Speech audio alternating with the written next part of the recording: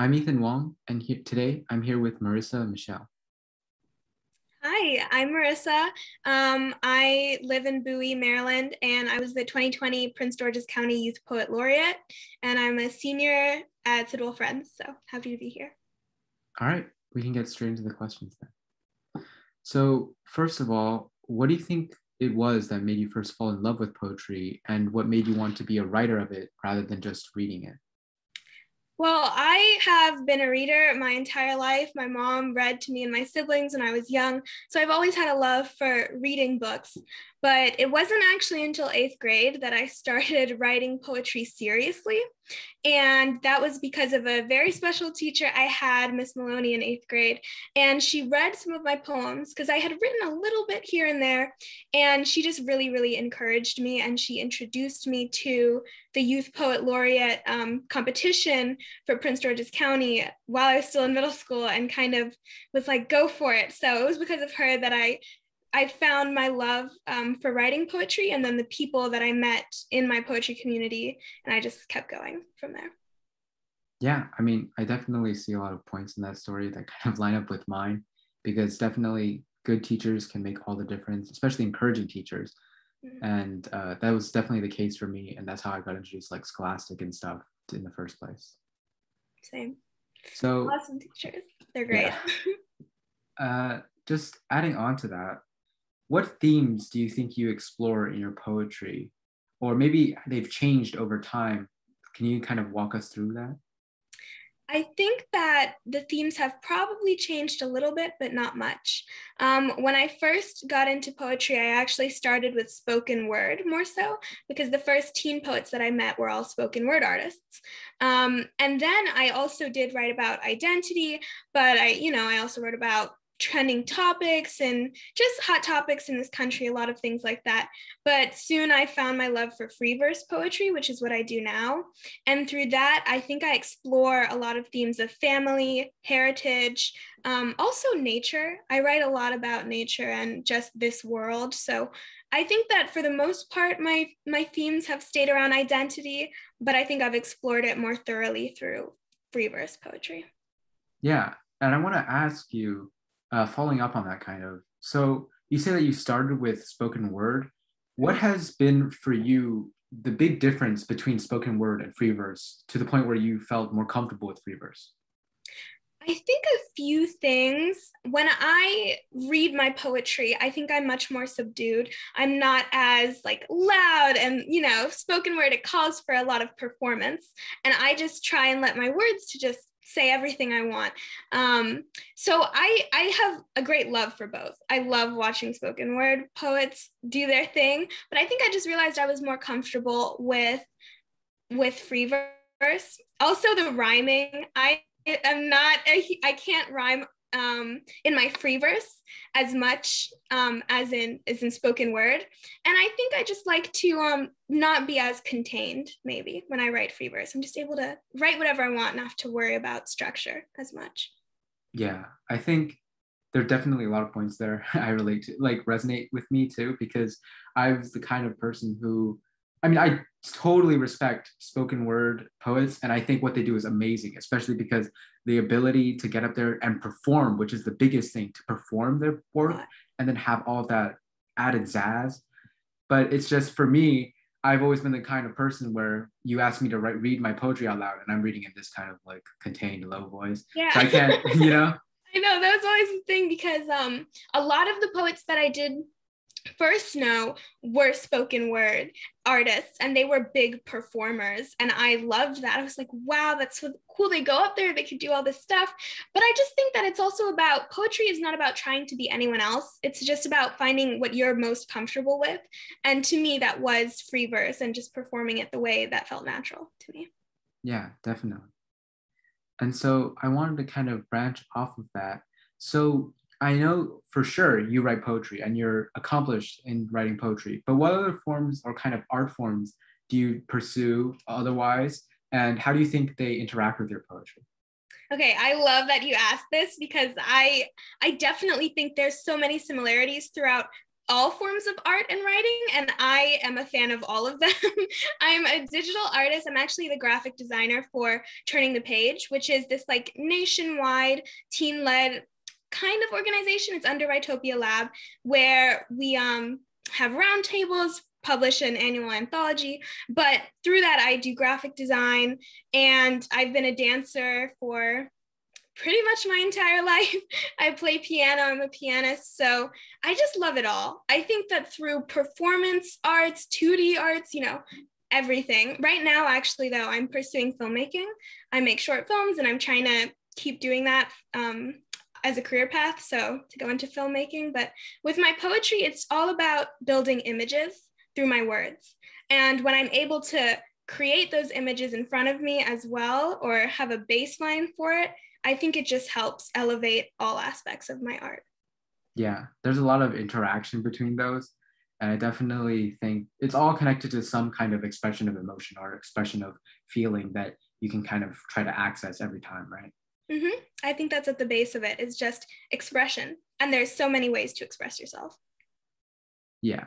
I wanted to ask, so I think this is just a very common question, and it helps to get everyone's perspective on this, which is, what do you kind of do when you got writer's block? Like you want to write, but then you don't really know what to write about, that kind of thing. I feel like I have writer's block 90% of the time. I cannot just like sit down and force myself to write. It's very hard for me to do that. I actually do my best writing, I think, at 1 a.m. at night, writing rapidly on my laptop. And then the rest of the time, I'm just like, okay, I'm done. So for the most part, when I have been asked this before, I wait for inspiration to hit me. You know, if I need to write and I need to write something on a deadline, I try to read great poems and surround myself with great art and try and see if that sparks an idea in me, because oftentimes you can gain a lot of insight from looking at other people's artwork and writing, you know, and finding inspiration through that. So I think this may not be the best answer, but I wait a lot of the time for inspiration to strike, or I just, you know, I look at other writing and art and movies and try and see what ideas pop up. Yeah, I think the point you make there is really good about just any, it's like, it's definitely poetry, but it's also definitely all other mediums of art. You can watch a story, read a story, and then you feel more engaged in actually writing your own. But also the idea about waiting for inspiration is something that's been kind of a problem for me, because that's what I do. And then I just end up with long droughts of, if I don't have a deadline, I just don't end up writing anything for a really long time. And I think when it comes down to it, a lot of it is about like making ways of putting every little thing into kind of as a source of inspiration. Yeah, I really, really relate to that, because I can go like weeks without writing anything and then randomly write a ton in 1 week. So it's just very random. Yeah. And this question is kind of based off of the idea of influences on you, or the confidence of your ability, or not just your ability, but your, I guess, personality as a poet, which is, how did you eventually come to the point where you could look at yourself and be like, yeah, that's a poet? It took a while. It did take a while. I did not confidently call myself a poet until my sophomore year, which is when I became the Prince George's County Youth Poet Laureate. And then I was like, okay, I kind of have to say I'm a poet now, because I can't have this title and not be one. But I still, to this day, I think sometimes deal with imposter syndrome, or the feeling like maybe I'm not good enough at this. Like I'm just writing words down, but maybe it's not the best. And I think that's a thing that a lot of poets that I know struggle with as well. But I think that as of now, I realize, like, if you're writing something down and it's in some, or maybe it's in no kind of form at all, but it's expressing a story, it's expressing something you want to say, then that is a poem. I think there's poetry in so many aspects of our life that sometimes we don't realize at first, but it's about storytelling to me. And when I confidently could say that I'm a storyteller, I think is when I could also say I'm a poet. Yeah, that's a great answer. And there's so much in there that I really love about the way you put it. Yeah, it really is just about, you put the words on the page, that's it, that's a poem. Like, don't let anyone else tell you otherwise, and especially don't let yourself tell you otherwise. And it's hard, but you gotta keep on thinking about it like that. Mm-hmm. I completely agree. And I just want to ask this, because considering how many other art forms you pursue, what do you think special about poetry that instead of perhaps doing another art form at a certain time, you'd go towards poetry instead of those other? I think that what why I go to poetry often is when I'm fueled with one specific emotion or feeling that I just need to get down. And whether it's happiness or sorrow or anger, no matter what that emotion is, it is just so heavily driving my mind that I need to immediately go put that down in words. And so I think it's something about how fast I can do it. I can just pull up a piece of paper and write, open my laptop and write. I don't need to go get materials to paint. I don't need to go find music to dance to. I can just do it, is what I love about poetry. And reading it, why I love keeping myself in this art form and around people who are poets, is because it is just a window, a tiny glimpse into another story, another world, and another idea. And I think there's something so special about that, because it's not as long as a novel or a movie. It's just there. It's on a page or 2 pages, and that's it. And it can say so much in so few words, which is what I love about that. Yeah, I mean, whenever I feel especially inspired to write, it's always because of, like you said, an overbearing emotion. And then I have to get it out. So I just write a poem about it. And then at least for now, I can close the page on the emotion, if not really the poem, because I might go back and revise it, right? But yeah. And one last question before we get into the poetry reading, which is, when it comes to writing poetry, this is kind of an odd question. It kind of left it abstract, but it's, how much do you think is by some kind of science that you set out, and how much do you think is kind of just you're just groping around or like feeling around for the words to come to you? That's a tricky question, because I will say this: words are hard. Is a better way to put it. It's sometimes hard to find the best word, the best phrase to communicate what you're feeling. Sometimes in my head, I'm thinking of this poem I want to write, and it's grand and it's flowery and it's beautiful, but I'm like, what exact words are in this? And I have to go and find them. So I think part of it is, educating yourself on the craft. If you read a lot of poetry and you write a lot of poetry, I think eventually the words can come to you naturally, or the structure can come to you naturally, even if you don't set out planning it that way. But I also do think that parts of it is just, when you're experimenting with your words and your writing, you can come across something new, and different that you weren't trying to do. So I think it's probably a mix between planning and working and learning, and also just going with the flow. I think it's a mix. Yeah, definitely. So if you're ready, we can go into your poetry. Okay, cool. So my first poem is titled "The Birds Left Us," and I'll say what I think it's about at the end. It's titled "The Birds Left Us" and was originally published in the Rising Phoenix Review this past spring. Okay. The birds left us in the hours when shadows dance, a smooth and rhythmic waltz over our naked streets and cracked sidewalks. In our waking moments, the first thing we notice is the silence, emptiness hanging dry in the air like clothesline laundry, exhaustion imprinted on our bones, sleep still hovering above our eyes, our bodies sway like dandelions in the infant morning. Yesterday, the children carried the wind on their backs and drank sunlight under the ceiba trees, left footprints in the coffee-colored soil. Chaos follows the birth of the new day. It ignites in our hearts and spreads like wildfire. My grandmother clenches her bony hands around the Bible, palms wrinkled and calloused, a testament to aging. She devours holy words with the hunger of a starved animal, spits out psalms like papaya seeds.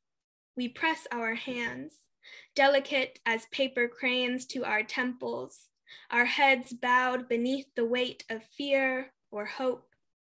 The sediment forces hollow valleys into our knees and pushes train track lines into our legs. I wonder where the birds have gone. The beat of my heart is rhythmic. Da-dum, da-dum, da-dum. The start to an unfinished symphony. Escaping from my throat, a warbled cry too ugly to be song, too bold to be the humble notes of morning. I feel a brush against the cage of my ribs. a flapping, a forceful push, something like feathers, something like wings. Okay, thanks. That was the first one. Right, that was great. I really like Sorry. And to me, that poem is about hope, I think is the easiest way to put it. The birds symbolizing hope. And at the beginning, I think this poem in a lot of ways was sort of a reflection on the pandemic. I wrote it this year, and I do think it was about that, about feeling that hope was sort of lost, but realizing that it is still there within us. I think it's the best way to put it. And my second poem is titled, if I can find it, The Artist and the Muse. Just give me 1 second. Okay. I do not know ragged edges, only smooth surfaces curving towards point tip, bristles and oil thick over canvas. I have painted countless self-portraits. I have yet to confront my reflection. The air is synthetic, pungent. I can't mix the right shade of blue, blue like screaming and silence, like too much water and aching lungs. I am tired.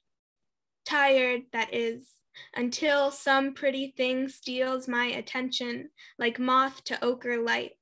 I've learned there is nothing peaceful about dying. You slip like moonlight through my mind's ancient parapets. You stick to things so well, like tar, like sorrow. I am still scraping fragments of you out of my memory. You smell like moss, like morning dew. I miss it. You say you know everything. I believe you. You know why the leaves change color, why the rain is so forceful, why this bitter earth nurtures so few. You say I am destruction. I agree.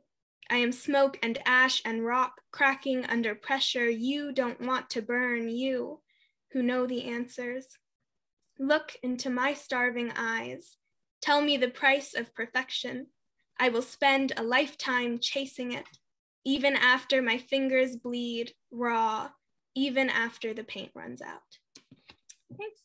Wow. That's all I have. Those were great. Thank you. I mean, I don't even know how to put that into words. Yeah. So thanks so much for reading the poetry. Thanks for being here. Are there any closing remarks or anything you want to promote? Yes. So first, thank you for having me. And I have my website, which is just www.marissamichel.com.